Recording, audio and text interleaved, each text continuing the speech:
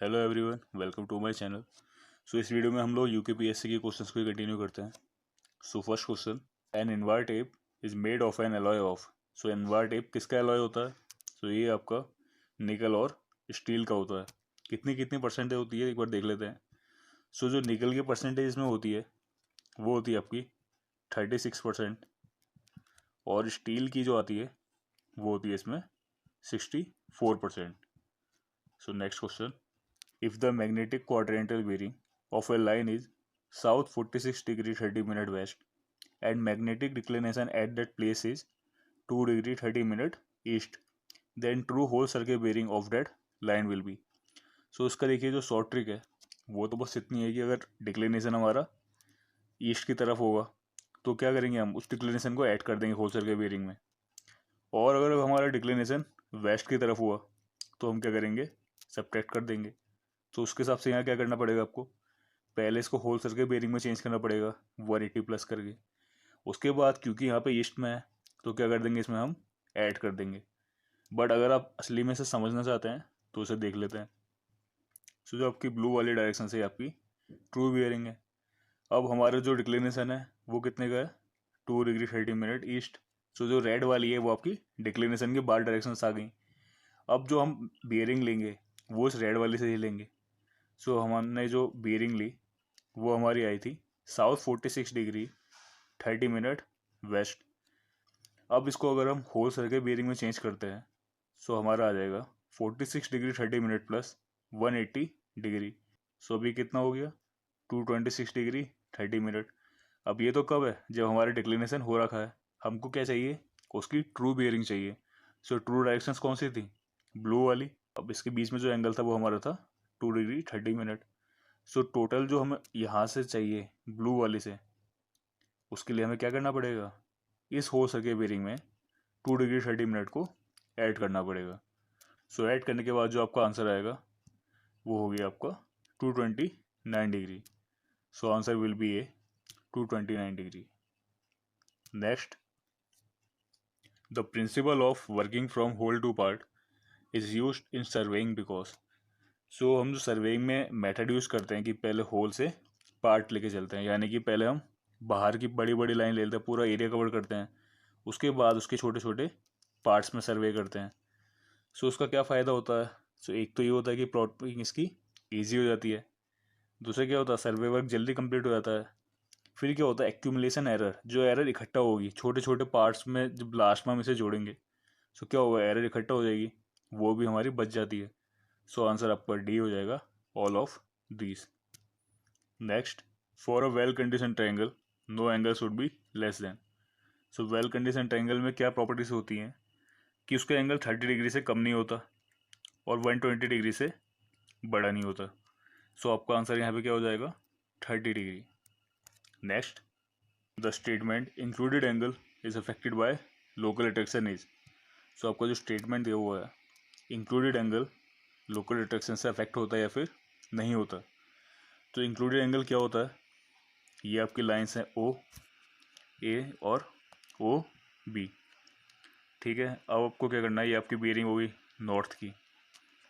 अब हम included angle हो गया आपका ए ओ बी। इसे निकालने के लिए क्या करना पड़ेगा आपको, ओ ए की बियरिंग चाहिए होगी और ओ बी की बियरिंग भी चाहिए होगी। उसके बाद आप इसे सब्ट्रैक्ट करके इंक्लूडेड एंगल निकालोगे। तो अगर हमारा यहाँ पे डिक्लिनेशन हुआ, सपोज 2 डिग्री ईस्ट का हुआ, तो हमने बताया था ईस्ट में क्या करते हैं, प्लस करते हैं। सो 2 डिग्री इस वाले में ही प्लस होगा और इस वाले में ही प्लस हो जाएगा। तो लास्ट में जब हम इसको सब्ट्रैक्ट करेंगे, क्योंकि वो 2 डिग्री दोनों में प्लस हुआ है, तो लास्ट में ओवरऑल इफेक्ट इसका 0 हो जाएगा। सो आंसर इसका क्या होगा, फॉल्स। लोकल अट्रैक्शन से इंक्लूडेड एंगल इफेक्ट नहीं होता है। Next, contour interval within the limits of a map. So एक मैप की लिमिट्स के अंदर कंटूर इंटरवल क्या रखा जाता है, may be constant, may not be cap constant, must be cap constant, या फिर मे वेरी अकॉर्डिंग टू कन्फिगरेशन। सो जो हम कंटूर इंटरवल एक मैप के अंदर लेते हैं वो हमेशा कांस्टेंट ही रखा जाता है। क्यों रखा जाता है, क्योंकि इसी से हमारा स्लोप का आइडिया आता है। सपोज ये 5 हुआ, फिर ये 10, फिर 15, तो इसी से हमारा अंदाज़ा आएगा कि स्टीप स्लोप है या फिर जेंटल स्लोप है। Next, closed contours with high values outwards represent a. तो क्या कह रहा है ये कि क्लोज कंटूर्स हैं जिनकी वैल्यूज बाहर की तरफ बढ़ रही है। सो ये क्या हो जाएगा, आपको एक पॉन्ड हो जाएगा। इसका मतलब बीच में क्या है, वैल्यू कम है, यानी कि वो गड्ढा है। फिर वैल्यूज बढ़ी बढ़ी तो क्या हो गया, बीच में डिप्रेशन बन गया। तो यहाँ पे जो हमारा आंसर बैठ रहा है वो बैठ रहा है हमारा pond. Next, the process of turning the telescope about the vertical axis in horizontal plane is known as. So अगर हम टेलीस्कोप को उसके हॉरिजॉन्टल प्लेन पर घुमाते हैं तो उसको क्या कहा जाता है। सो एक बार एनिमेशन से देख लेते हैं। ये क्या आपका एक टेलीस्कोप है। अब इसका हम टॉप व्यू देखते हैं। टॉप व्यू में कैसा दिखेगा, कुछ इस तरीके से दिखेगा। ये आपका हो जाएगी प्लेट्स, ठीक है। तो अगर क्या करेंगे, हम इसको कुछ इस तरीके से इसे घुमाते हैं तो इस घुमाने को हम क्या कहेंगे, इस घुमाने को हम कहते हैं स्विंगिंग। वहीं अगर ये वर्टिकल प्लेन पे घुमाया जाता तो क्या होता, तो हमारा ये ट्रांजिटिंग हो जाता। Next, plotting of inaccessible points on a plane table is done by. तो जिन पॉइंट्स पर हम जा नहीं सकते या फिर वो बहुत दूर है, उनको वहाँ बिना जाए हम प्लेन टेबल पर किस तरीके से प्लॉट कर सकते हैं, वो मेथड होता है हमारा इंटरसेक्शन मेथड। कैसे काम करता है एक बार देख लेते हैं। सो आपके ए और बी पॉइंट्स हैं जो कि बहुत दूर है।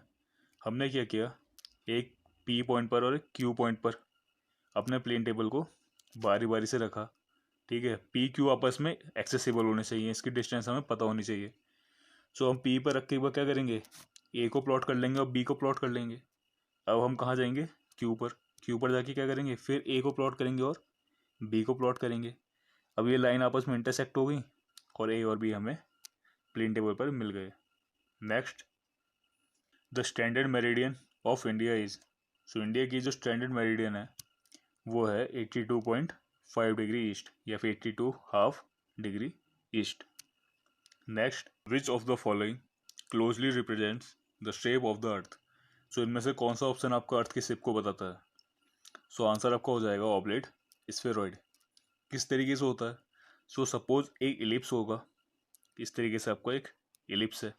इलिप्स की शॉर्टर एक्सिस कौन सी होगी, ये वाली होगी। इस शॉर्टर एक्सिस के अलोंग हम इलिप्स को गोल घुमाते हैं तो जो फिगर बन के आएगी 3D में वो ही हमारी ऑब्लेट स्फेरॉइड कहलाती है। Next, which of the following instrument is generally use for base line measurements. इनमें से कौन सा इंस्ट्रूमेंट बेस लाइन मेजरमेंट के लिए यूज होता है। सो एक बार देख लेते हैं। सर्वेइंग में आपका एक रूल है, working from whole to part, यानी कि पहले हम पूरा एक बड़ा बड़ा पार्ट कवर करते हैं, उसके बाद उसके छोटे छोटे अंदर पार्ट्स लेते हैं। सो बड़े पार्ट्स की जो आउटर लाइन होती है हमारी, सबसे बाहर की जो लाइंस होती हैं, इनको हम क्या कहते हैं, इन्हीं को बेस लाइन कहा जाता है। तो बेस लाइन की एक्यूरेसी हमारी क्या होनी चाहिए, हाई होनी चाहिए, तभी तो हमारे अंदर के पार्ट्स की भी एक्यूरेसी हाई होगी। अब एक्यूरेसी किसकी हाई होती है हमारी, इनवार टेप की। इनवार टेप की एक्यूरेसी बहुत हाई होती है, साथ ही साथ इसकी कॉस्ट भी हाई होती है और मेंटेनेंस भी हाई होता है, इसलिए नॉर्मल काम में इसको यूज़ नहीं किया जाता है, बस बेस लाइन मेजरमेंट में ही इसे यूज़ करते हैं। Next question, two theodolite method to set a simple curve does not require. अब जो हमारा टू थियोडोलाइट मेथड है वो हमारा क्या है, एक एंगुलर मेथड है। एंगुलर मेथड में क्या होता है, चैन या फिर टेप की ज़रूरत ही नहीं होती है, यानी कि लीनियर मेजरमेंट्स की ज़रूरत नहीं होती है। सो आंसर आपका हो जाएगा A, linear measurements. Next, the 3 point problem can be solve by. अब 3 पॉइंट प्रॉब्लम किस किस से सॉल्व होगी, मैकेनिकल मेथड। मैकेनिकल मेथड को क्या कहते हैं, ट्रेसिंग पेपर मेथड कहते हैं। फिर होगा आपका ग्राफिकल मेथड जो कि हो जाएगा बेसल्स मेथड। फिर आएगा आपका ट्रायल एंड एरर मेथड जो होगा आपका लेहमास मेथड। सो आपका आंसर हो जाएगा D, all of these. Next, how many links are there in Gunter's chain. So Gunter's chain में कितने लिंक्स होते हैं। सो गंटर्स चेन की लेंथ होती है आपकी 66 फीट और लिंक्स होते हैं 100। So answer will be B, 100 links. Next, the true length of a line is known to be 200 metre. When measured with a 20-meter tape, the length is 200.80 meter. The correct length of 20-meter tape is. सो ये आपका क्या है, चैनिंग error पे एक based question है। इसमें क्या है, ट्रू लेंथ दे रखी है 200 मीटर, ठीक है, और इनकरेक्ट लेंथ दे रखी है 200.80 मीटर। आपका टेप दे रखा है 20 मीटर का, जो कि इसकी ट्रू लेंथ है। आपको उसको बताना है कि इसकी एक्चुअल लेंथ कितनी है। सो एक्चुअल लेंथ के लिए फॉर्मूला क्या होगा हमारा, ट्रू चैन लेंथ जो कि 20 मीटर है, करेक्ट लेंथ जो कि हमारी उसकी ट्रू लेंथ है, फिर आपकी इनकरेक्ट चैन लेंथ और इनकरेक्ट लेंथ। तो ट्रू चैन लेंथ कितनी होगी 20 मीटर, और करेक्ट लेंथ कितनी है उसकी 200 मीटर। फिर आपको क्या है, इनकरेक्ट चैन लेंथ, ये आपको निकालनी है, और 200.8 इसकी इनकरेक्ट लेंथ है। सो इनकरेक्ट चैन लेंथ जो आपकी आएगी, जो उसकी एक्चुअल लेंथ है, वो आपकी है 19.92 metre. So answer will be A 19.92 meter.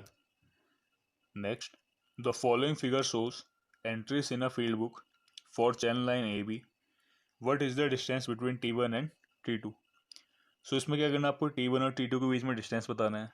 अब ये फिगर जो आपकी थोड़ी गलत दी हुई है, एक्चुअल फिगर जो है वो ये है। इसमें क्या होगा कि जो चैन के अलॉन्ग जो हमारी लेंथ जा रही है, सो ए से यहाँ तक कितना चले 5 मीटर। अब ए से यहाँ इस पॉइंट तक कितना चले 9 मीटर, यानी कि इसके बीच में डिस्टेंस कितना हो गया 4 मीटर। अभी जो 5 मीटर दिए वो कहाँ से दिया हुआ है, इस पॉइंट से जो परपेंडिकुलर ऑफसेट की दूरी है वो कितनी है 5 मीटर। इस 5 पॉइंट से जो इस परपेंडिकुलर ऑफसेट की दूरी है वो कितनी है 2 मीटर। इसका मतलब ये डिस्टेंस कितना हो गया 5 माइनस 2 3, और ये वाला कितना हो गया 9 माइनस 5 4। सो पाइथागोरस थ्योरम से जो T1 और T2 के बीच का जो डिस्टेंस आएगा वो आएगा आपका 3 square plus 4 square is equal to 25 equal to आपका 5 मीटर। सो आंसर आपका हो जाएगा B 5 metre. Next, the control lines never intersect each other, always intersect each other, intersect in case of an overhanging cliff, या फिर none of the above. So जो आपकी contour lines हैं generally क्या है, इंटरसेक्ट नहीं करती हैं, पर एक एक्सेप्शन केस क्या होता है ओवरहैंगिंग क्लिफ का। सो जनरली आपका ऑप्शन क्या होना चाहिए, दोनों करेक्ट, पर यहाँ पे जो कंडीशन के हिसाब से बैठ रहा है वो बैठ रहा है आपका C. So answer will be C. कैसा होता है ओवरहैंगिंग क्लिफ, इस तरीके से होता है, तो इसकी क्या करते हैं कंट्रोल यहाँ पे इंटरसेक्ट कर जाती हैं। Next, minimum pitch of rivets should not be less then. Rivet की मिनिमम पिच कितनी होती है 2.5D, इससे कम नहीं रखी जाती। सो आंसर हो जाएगा आपका डी।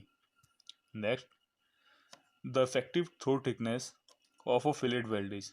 सो जो थ्रो थिकनेस का हमारा फॉर्मूला होता है वो कितना होता है KS। अब K क्या होता है इसमें कांस्टेंट होता है, तो 60 डिग्री से 90 डिग्री तक कितना होता है ये 0.7, और S क्या होता है size of weld. So answer आपको जनरली जो होता है वो होता है 0.7 इंटू S। सो यहाँ पे कौन सा बैठ रहा है D, 0.7 times the size of weld.